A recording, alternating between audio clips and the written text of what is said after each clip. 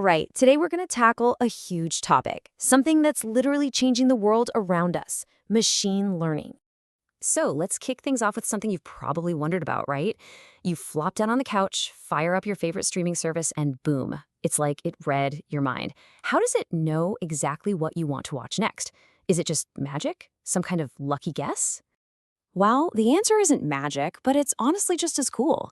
It's not some simple trick. It's a really powerful type of artificial intelligence. It's a whole new way of thinking about how computers work. So let's give this magic a name. What is machine learning, really? Okay, so here's the official definition.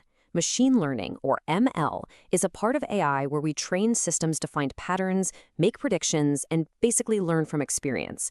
And here's the key, the absolute kicker. It does all this without us having to write code for every single little thing. That's a huge deal. And this is where you can really see the difference. Think about old school programming. A human, a programmer, had to sit down and write a rule for everything. If the user clicks this, then do that. It's all hard-coded. But with machine learning, we completely flip the script. We don't give the computer the rules. We just give it a ton of data, and it figures out the rules all by itself. It's a total game changer.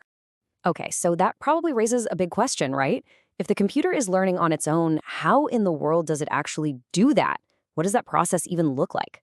Let's get into it. It basically boils down to a three-step process. First, it's all about learning from data. Then, you train what's called a model. And finally, the whole thing just keeps getting better and better over time through continuous improvement. Let's dig into that. Step 1, data-driven learning means algorithms comb through mountains of data. We're talking huge data sets to spot patterns we might never see.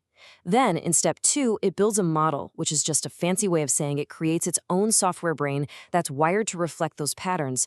And the coolest part is step 3. Continuous improvement. The more data this brain sees, the smarter it gets.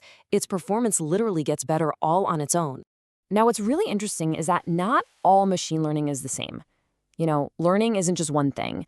Machines actually have a few different ways they go about it, kind of like different flavors of learning, depending on what you're trying to do. And this table breaks down the 3 main types beautifully. First up, you've got supervised learning. Think of this like you're a teacher. You show the computer thousands of pictures, and you label each one cat, not a cat, cat. You give it the answers, and it learns the pattern. Then there's unsupervised learning. Here, you don't give it any labels. You just dump a massive pile of data and tell the machine, find the patterns, group the similar stuff together. It has to figure it out all on its own. And finally, reinforcement learning. This one is all about trial and error, like playing a video game. The machine gets rewarded for good moves and penalized for bad ones until it learns the best strategy to win.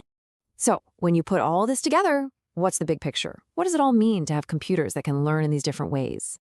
I think this quote just nails it. We're essentially teaching computers to think and adapt.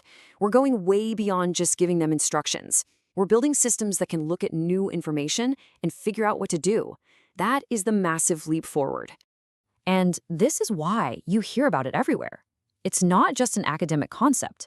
We're creating systems that actually improve themselves over time.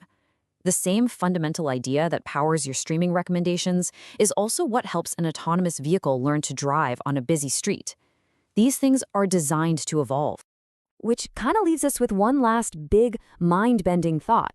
If machines can learn from experience, what happens when we give them more data, more experience, than any human could ever have in 1,000 lifetimes?